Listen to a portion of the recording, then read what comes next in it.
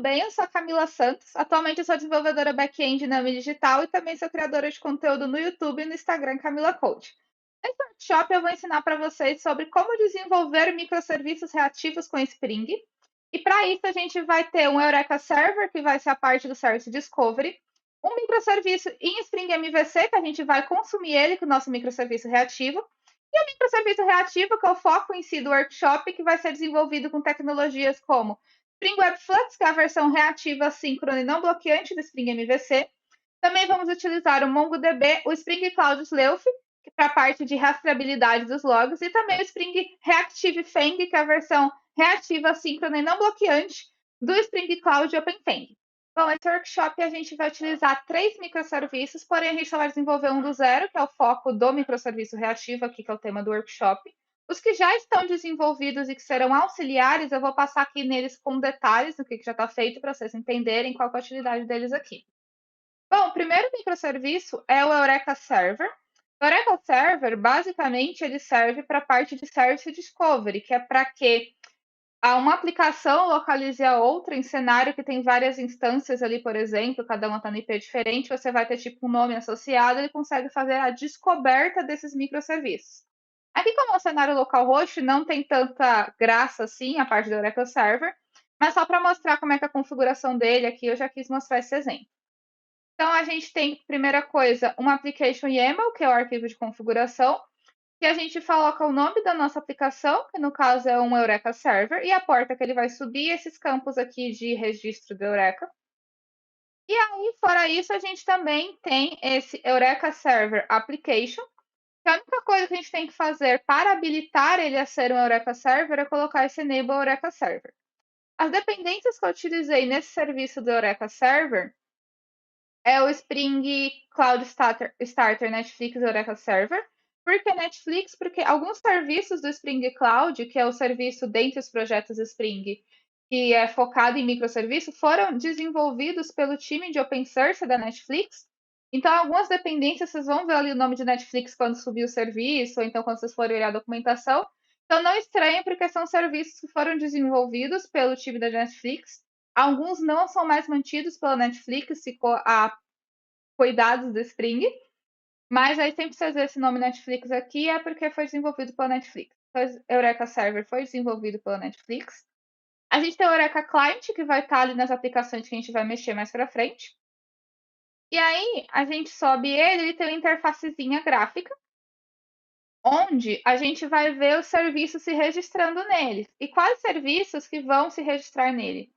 Primeiro, vamos dar aqui uma passada nesse monte de informação que ele logou. Bom, basicamente ele está falando os detalhes da engine. Esse daqui está em Tomcat também, por default que ele usa. A parte do load balancer, ele já tem o load balancer ali incluído no Eureka Server. Então, quando ele vai fazer o Service Discovery, por exemplo, ele tem várias instâncias, por debaixo dos panos ele meio que já faz o trampo ali do load balancer para jogar para uma instância que estiver menos sobrecarregada essa requisição. Aqui tem a informação de onde que vai estar o Eureka. Aqui é o Actuator, que também serve para a gente monitorar algumas coisas, e a porta que ele subiu. Aí, a interfacezinha dele está na URL localhost 9090, é a default.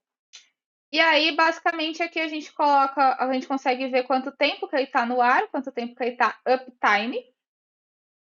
E também a gente consegue ver as aplicações, que é tipo aqui o minuto, né, que eu subi agora, que se registrarem nele. Então, por exemplo, quando a gente subir o nosso serviço Spring MVC, que também já está desenvolvido aqui pelo tempo, que não ia dar para fazer do zero, e a gente vai consumir ele com o nosso microserviço reativo em Spring Web Flux com Spring, que é o foco aqui desse workshop, aí esses dois vão aparecer aqui nas aplicações que estão registradas aqui no Eureka.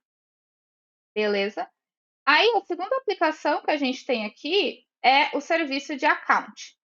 O serviço de account, ele é parte de um CRUD, não chegou a ser um CRUD completo, até porque não interessava para a gente nesse cenário ter todas as operações CRUD. Passando rapidinho pelas dependências do serviço de account, a gente tem o Spring Data JPA, que é para a parte de banco de dados. A gente tem o Spring Boot Starter Web, que é o Spring MVC comunzão que todo mundo usa. O Webflux a gente só vai utilizar no serviço de payment, que eu vou desenvolver aqui com vocês do zero, passo a passo. A gente tem o Service Discovery, Porém, a gente só tem a parte do Eureka Client, então, tipo, os clientes do Eureka Server. E a gente tem o Sleuth, que, como eu falei na abertura do workshop, é responsável pela parte de rastreabilidade. O que, que o Sleuth faz? Para cada requisição que você fizer na aplicação, ele vai atribuir um ID único. E aí, por exemplo, se for um fluxo mais real mesmo da sua aplicação que você usa em produção, que a sua requisição passa por diversos outras classes, vai se comunicar com o serviço, pega essa resposta, joga no banco, consulta em outro lugar, tipo, tem várias etapas dentro desse microserviço, ele vai passando esse mesmo ID por todas essas etapas desse microserviço, e aí você consegue rastrear por meio desse ID, que eu vou mostrar qual que ele cria, num serviço agregador de logs, como um Datadog, um New Relic, um CloudWatch ou qualquer outro, um Kibana também. Você consegue procurar por esse ID, e aí você consegue ver todos os passos, né, que foram executados por aquela requisição em questão que você está procurando, e aí você consegue achar o erro de forma mais fácil também. O banco de dados que eu estou utilizando nesse serviço com Spring MVC é o H2, ele é em memória, você não precisa instalar nada também. E o Lombok só ali para a parte dos construtores e fazer uns logs também ali para poupar de escrever um pouco de código aqui no workshop. O que a gente tem mais de configurações nesse account service que a gente também não vai fazer do zero, mas é bom vocês entenderem tudo que já está desenvolvido, caso vocês vão reproduzir e aconteça algum erro. Bom, ele vai subir na porta 8082, porque o outro já vai estar no 8081, o de payment. O nome dele, que é o nome que quando eu subir vai se registrar lá no meu Eureka Service, é o Account Service. Essas configurações aqui são referentes ao banco de dados, que no caso é o H2. E aqui são informações de como ele vai se registrar ali no meu Service Discovery, no meu Eureka Server. Beleza?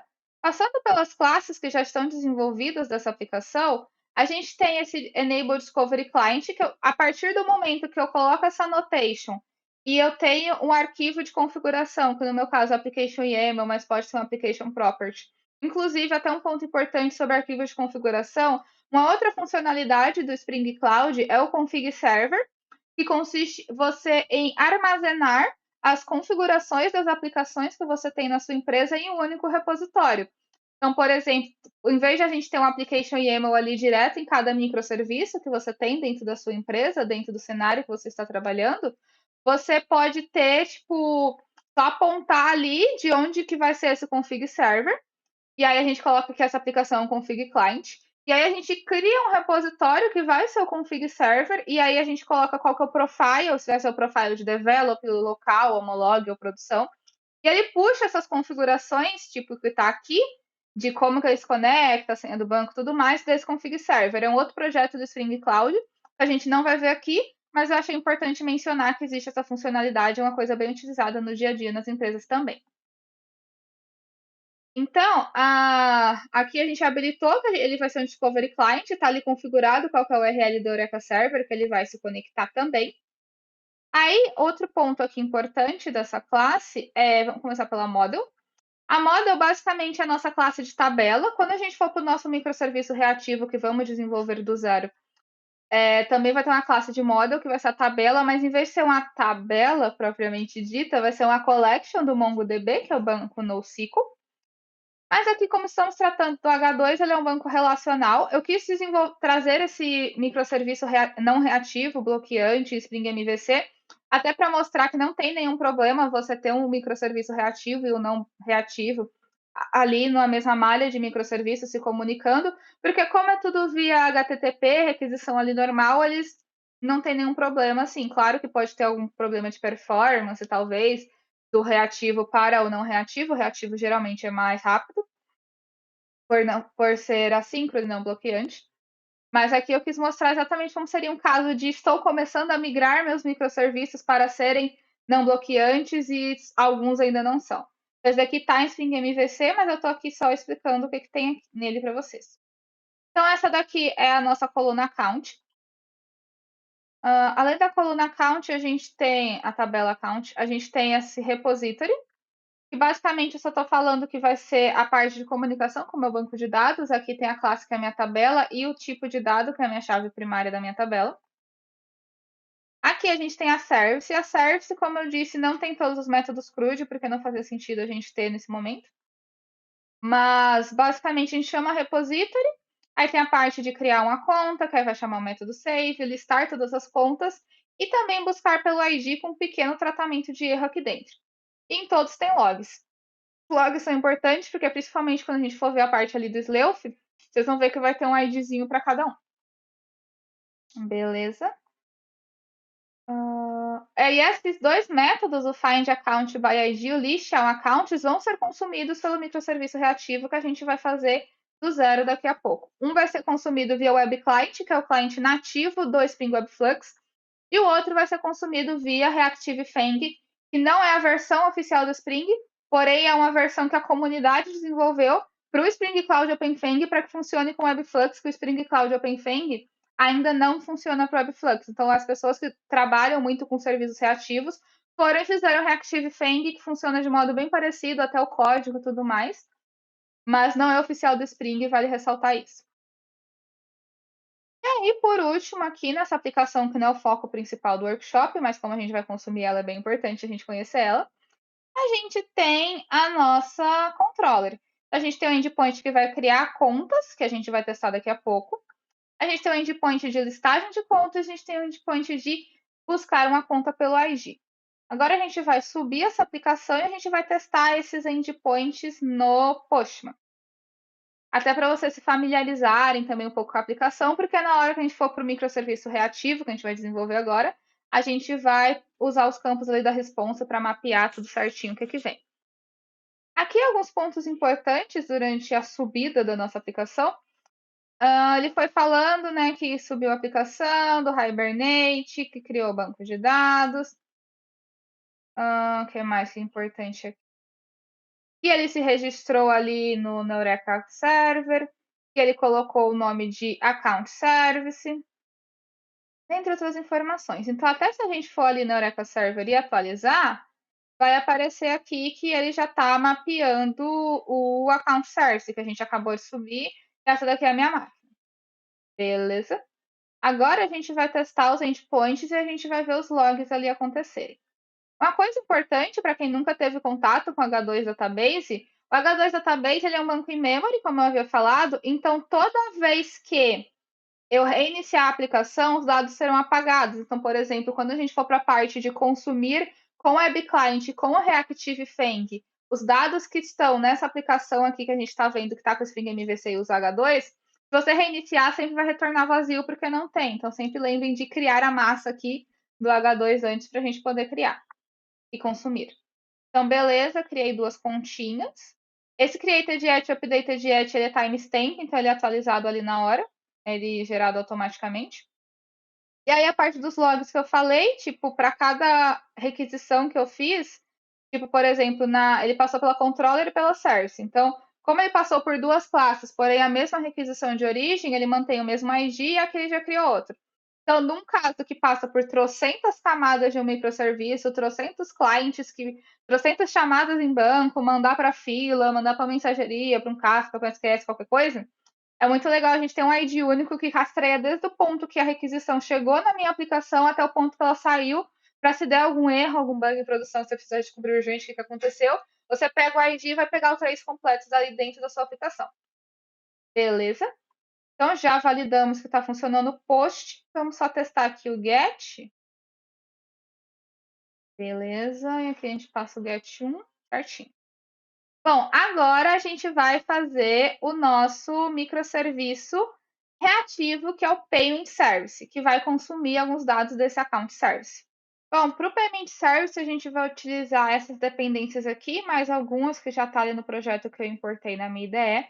A gente vai utilizar o Spring Reactive Web, que é o famoso WebFlux, que é a versão reativa, síncrona e não bloqueante do Spring MVC, que tem como algumas diferenças utilizar o projeto Reactor embutido nele e o servidor padrão ser o Net não Tomcat. A gente também vai utilizar o Sleuf, que eu já expliquei ali um pouquinho, o Discovery Client, o Lombok e o Spring Data Reactive MongoDB, que é o driver reativo, assíncrono e não bloqueante do Spring Data para o MongoDB. Tem como trabalhar com outros bancos, com o Webflux, tem como usar outros bancos SQL, NoSQL, tudo mais, Mas eu escolhi o Mongo só porque é mais fácil a configuração, e a única coisa que você precisa é fazer ali o application YAML e ter um container Docker rodando com o Mongo também. Eu estou rodando aqui. No README do repositório, aqui que tem o código do Workshops, eu vou deixar os comandos para rodar o container, tudo certinho, e o curl das requisições também, a ordem que você tem que rodar as aplicações para não ter nenhum problema. Beleza, agora eu vou voltar aqui para a IDE, que eu já estou com o projeto aberto, que é o Payment Source.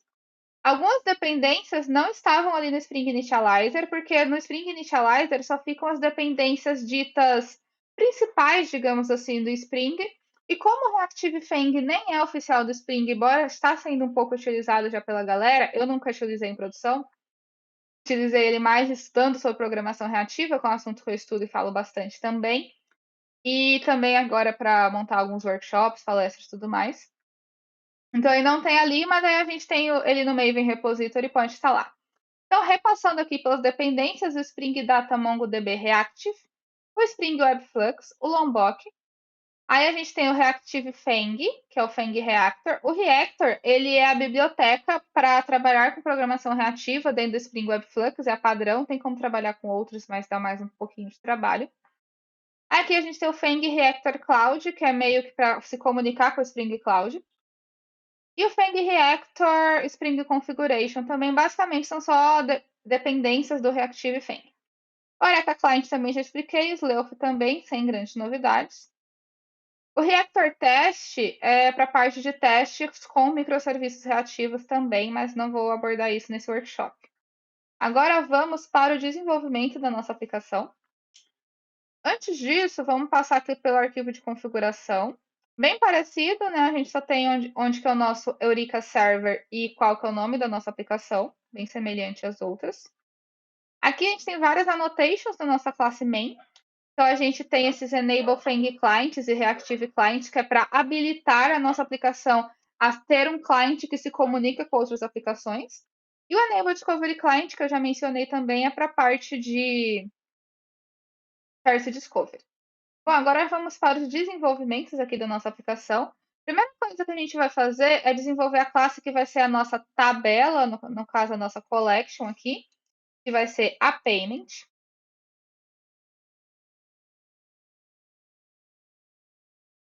Aí a gente coloca algumas anotações nela, então, por exemplo, ela vai ter @data, @args constructor, ou args constructor, @builder, o if também, são tudo coisa do Lombok. E @document, que é para eu sinalizar que essa classe vai ser uma coleção de dados, uma tabela do meu MongoDB. E aí eu coloco collection e o nome vai ser payment. Beleza? Aí aqui a gente coloca algumas informações desse pagamento. Então, a gente coloca que ele vai ser um private string UID, que é um valor gerado pelo Mongo. Vai ser a nossa chave primária, então a gente coloca esse @id.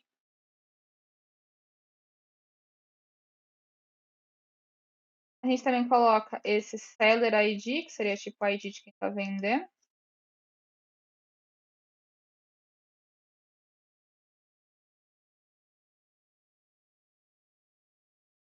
Um private string custom ID. Private amount, que vai ser o valor do nosso pagamento. E a taxa, né, que seria tipo a taxa que esse meio de pagamento fake que estamos aqui criando cobraria para fazer essa transação. Beleza?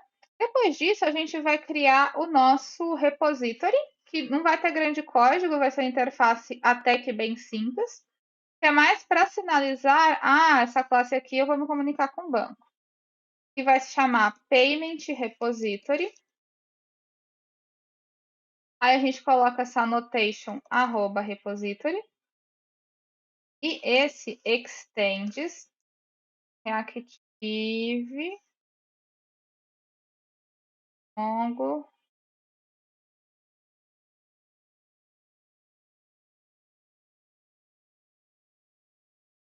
repository. Aí eu coloco qual que é a minha classe modelo, que no caso vai ser a payment. E também eu coloco qual que vai ser o tipo de dado da minha chave primária, que vai ser string. Beleza? Depois disso, a gente vai fazer a nossa classe de service. E a gente faz as operações aqui internas da nossa aplicação, e aí depois a gente vai já para a classe de consumir mesmo o serviço, né? E aí vamos criar a nossa payment service. Também vai algumas anotações, como sempre, né? Então, tem uma anotação ao args constructor, arroba service, e o SL4J só para pôr uns log bonito. Aí a gente chama o nosso payment repository. E aí algumas coisas particulares do Webflux agora que eu vou explicando conforme eu for fazendo. A gente vai criar um novo pagamento e para isso a gente vai utilizar o conceito de mono. No Webflux a gente trabalha com o conceito de flux e mono. Basicamente, quando é mono é que eu estou tratando de um só dado, quando é flux eu estou tratando de vários. Então, por exemplo, sempre que for um find all vai ser um flux, e sempre que for um find by ID ou um save, um update e tal, vai ser um mono. Então, vai ser um mono de payment, um único pagamento que será salvo. O método que chama SavePayment. E aí, basicamente, a gente tem um log aqui, log info, criando um novo pagamento. Coloca o dashboard aqui no log.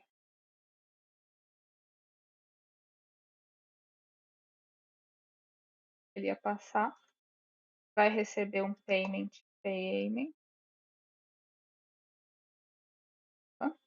Aqui a gente tem o payment. Belezinha. E aí a gente tem o return. Ele vai chamar o meu payment repository e vai fazer um save, passando o payment. Beleza? Aí agora a gente vai fazer o find payment by ID. Então vai ser um public owner de payment. Vai ser um find by ID. E vai receber o string ID como parâmetro de busca. Aí eu coloco um log.info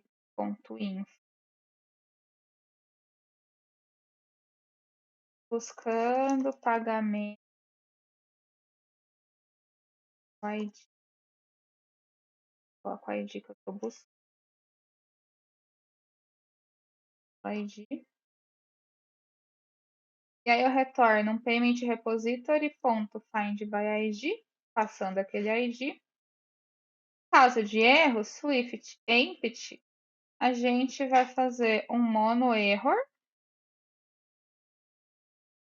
que vai me retornar um new response status exception, status exception. E dentro dela ela vai me retornar um HTTP status aqui para not found. Beleza? Muito importante. E aí, por último, a gente faz o find all. Então, vai ser um public, flux, está em maiúsculo porque um public flux de payment, vão ser vários pagamentos, e vai se chamar find all payments. Find all payments. A gente não vai receber nada, porque ele vai listar tudo que tiver na base. E a gente faz um log info listando todos os pagamentos cadastrados na base. E aí, o que ele faz dentro dessa operação aqui? Ele faz um return payment repository find, não, payment repository find all ponto e vírgula. Beleza? Agora a gente vai lá para nossa controller.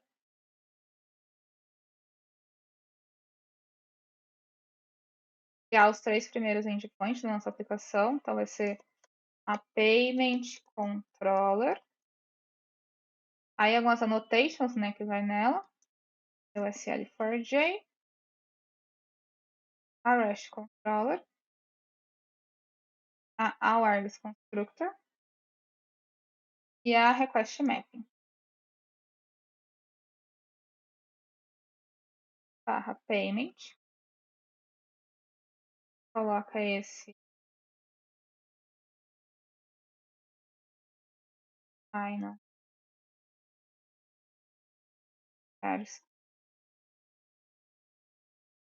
e aí a gente vai fazer a parte de criação de um pagamento. Então vai ser um public mono payment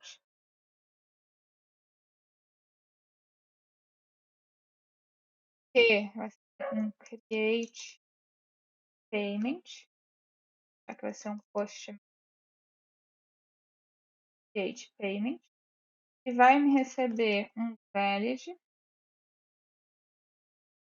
dashboard de payment. Aí vai ter um log criando um novo pagamento. E basicamente o que ele vai fazer é o return payment services, save payment, beleza? Aí a gente também vai fazer um get. Então aqui vai ser um get mapping. Também vai ser um mono de payment, porém vai ser o get payment by ID. E aí a gente vai receber alguns parâmetros, né? Então aqui no get mapping vai mudar, eu vou ter esse ID aqui que eu estou recebendo.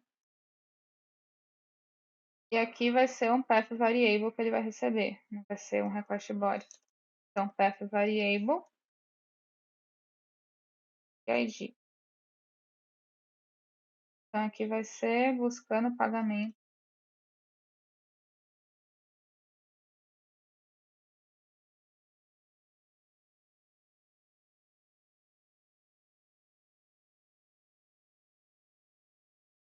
Vírgula ID. ID. Vai ser o find by. E aí, por último, a gente tem o find all. Que aqui vai ser só um get, não vai ter nem parâmetro.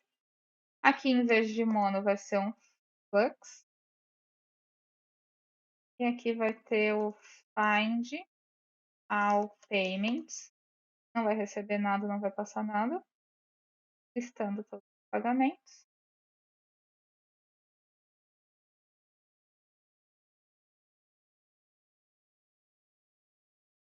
Nada. O é o payment. Para rodar.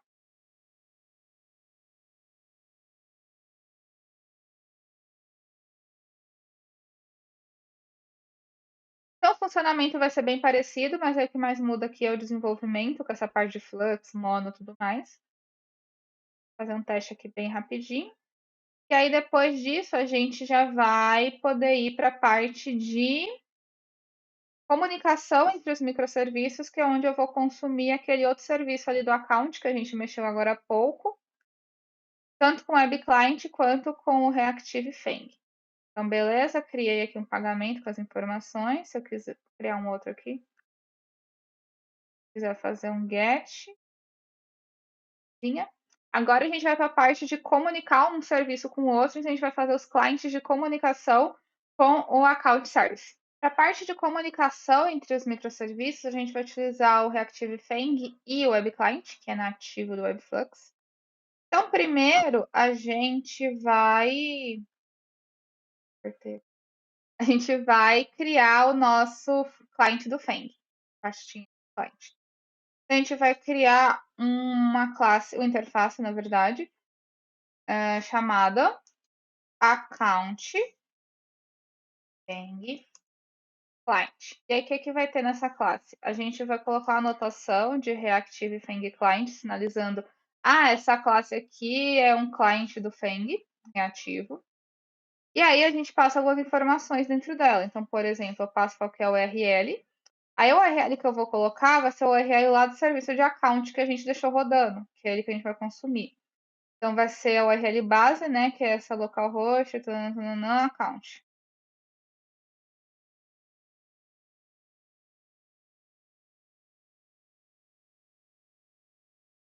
Tá? Beleza, então essa vai ser a minha URL base. E aí o nome do serviço que eu estou consumindo é o account service.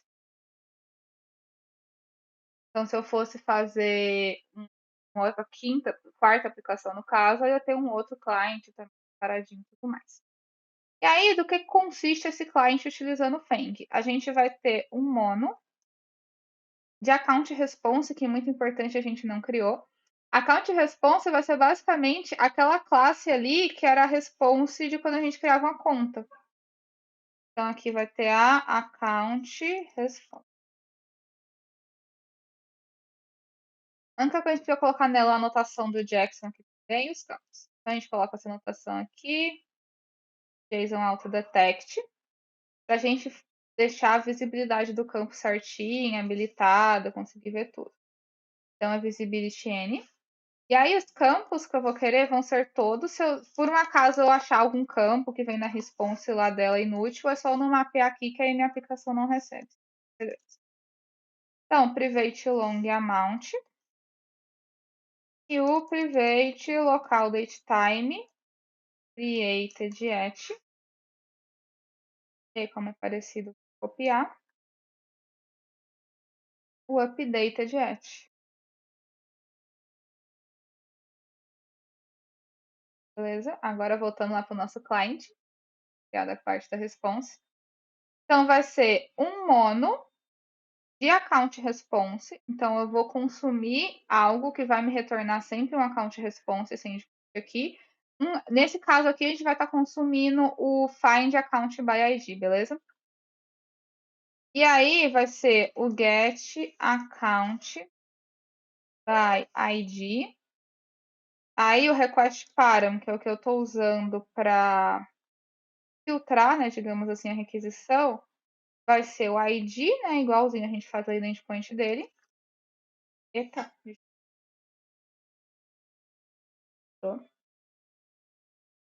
aqui tem ID. Aí a gente, fora aqui desse primeiro parênteses, a gente vai colocar esse string ID. Beleza, fizemos nosso client. Agora, fazer o endpoint dele, que a gente tem que ir lá na controller e mapear, né, certinho esse daqui que a gente criou agora. Ah, importante colocar qual que é a operação que eu estou fazendo, no caso é um get mapping. E aí eu também tenho que informar que eu estou recebendo barra ID. Certinho, como se fosse um endpoint mesmo, é bem parecido. Aí vamos lá no nosso account controller, payment controller, quer dizer, para a gente criar o nosso endpoint novo, que basicamente vai ser responsável pela gente fazer essa requisiçãozinha nova. Beleza, criar ele aqui no final dos outros, para não sair da ordem que já tem. Como vai ser um get pelo ID, vou pegar desse daqui que é mais parecido. Então, basicamente, o que ele recebe? Um account response. Eu tenho que importar o cliente aqui, então eu tenho que chamar o meu account client. Agora sim eu consigo usar ele. Basicamente vai ser a get account by ID, chamando um string também, sem grandes segredos. Aqui o endpoint vai ser barra account barra ID. E aí aqui ele vai chamar o meu account client com aquele método lá que a gente criou. Beleza? Vamos reiniciar aqui a aplicação e vamos testar isso daqui. Espero que ele reiniciar ela.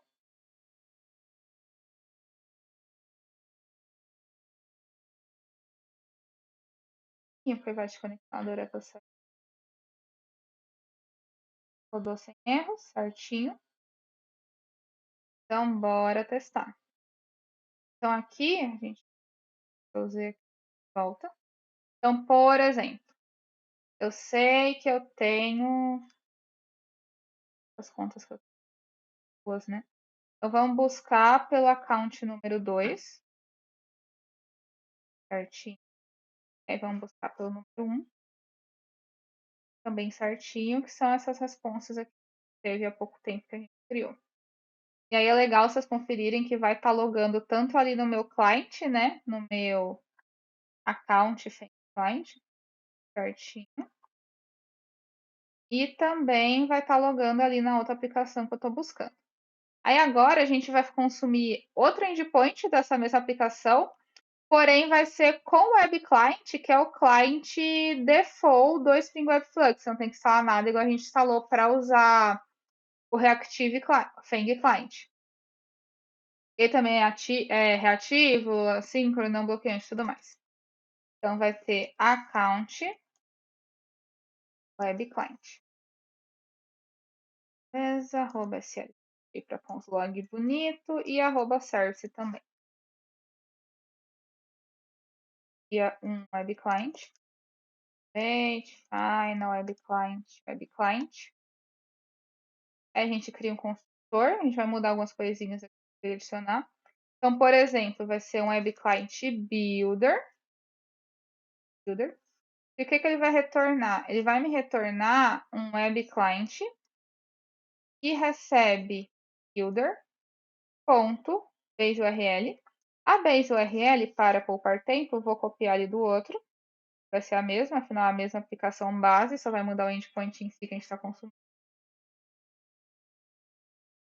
A duplicidade de código. A gente poderia colocar esse valor em constante também, mas aqui até para vocês entenderem de onde eu estou tirando o valor, eu preferi escrevendo aqui direto.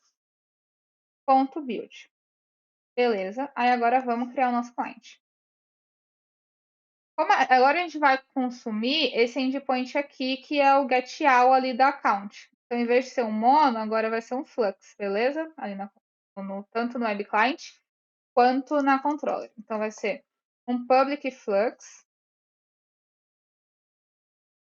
de account response também, do mesmo jeito. E vai se chamar list all accounts. Beleza? Aí esse aqui vai ter log também, bonitinho, né? Log info. Buscando todas as contas criadas. Beleza? O que ele me retorna? Um web client chamando o método HTTP-GET, que é uma consulta, aceitando o application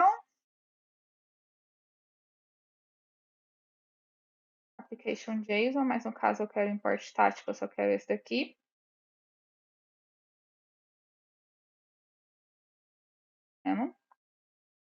Vou fazer um retrieve, vou captar essas informações. E aí, no final de tudo isso, eu converto essa resposta que eu receber ali, aquele JSON, esse body, vou converter em um flux, que é o que o meu web client e a minha aplicação web flux aceita. Então, eu faço um body to flux account response.class. Beleza? Sem mistérios, é esse nosso client. Aí agora vamos criar o endpoint. Também não tem grandes segredos. Como é um getAll, eu vou pegar desse daqui, para economizar tempo aqui do workshop.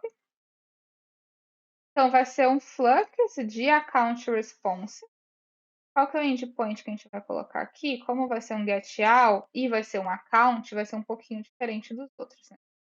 Então, o endpoint aqui vai ser um /accounts.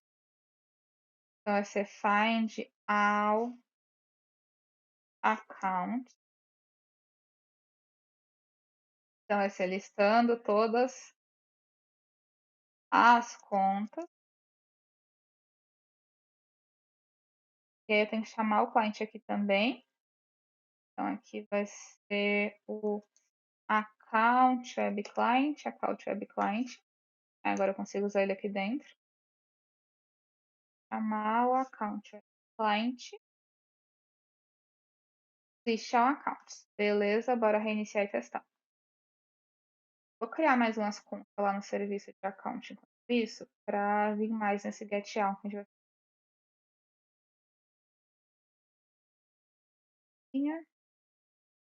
fazer um get aqui para conferir Você tem 7, né, pelo ID, só para confirmar mesmo. Rodou sem nenhum problema, certo? Vamos fazer aqui um account. Ver se vem a 7, certinho a 7 que a gente acabou de criar. Se eu quiser buscar, por exemplo, pela 5, aí ele vai estar usando o meu. Aqui, quando é só um, eu coloquei sem. Ele vai estar usando o meu Feng Client, mas também das duas formas, tanto usando o modo nativo do Webflux quanto usando o Reactive Feng, consumiu as duas aplicações sem nenhum problema. Beleza? Bom, esse daqui era o conteúdo do workshop. Todo o código está disponível no GitHub, que vai estar aqui nas informações do vídeo. Qualquer dúvida, qualquer erro, qualquer informação que vocês queiram a mais sobre o Webflux, sobre todas essas coisas aqui que eu falei, vocês podem entrar em contato, que eu vou adorar passar alguns materiais também que me ajudam bastante, que eu trabalho com o Webflux no dia a dia, então já tive muitos problemas, muitos bugs assim com ele. Então a gente aprende bastante também resolvendo esses probleminhas. Espero que vocês tenham gostado do conteúdo do workshop. Qualquer feedback também é totalmente bem-vindo. Se vocês quiserem testar a aplicação, vocês podem clonar ali o repositório também. E aí vai ter o CUR ali no README do repositório, com todas as requisições de teste, como é que roda o container Mongo e tudo mais, e na ordem que vocês têm que fazer. É muito importante subir o Eureka Server antes de subir as outras, porque senão vai dar um monte de erro que ele está tentando se registrar na Eureka e não tem como se registrar na Eureka porque o server não está up. Inclusive, nem mostrei o Eureka depois, né? Ele registrou lá o outro serviço, agora tá os dois certinho na respectiva porta. Muito obrigada por acompanhar o workshop até aqui. Espero que vocês tenham adorado o conteúdo e apliquem o conteúdo no dia a dia de você. E até a próxima. Tchau, tchau.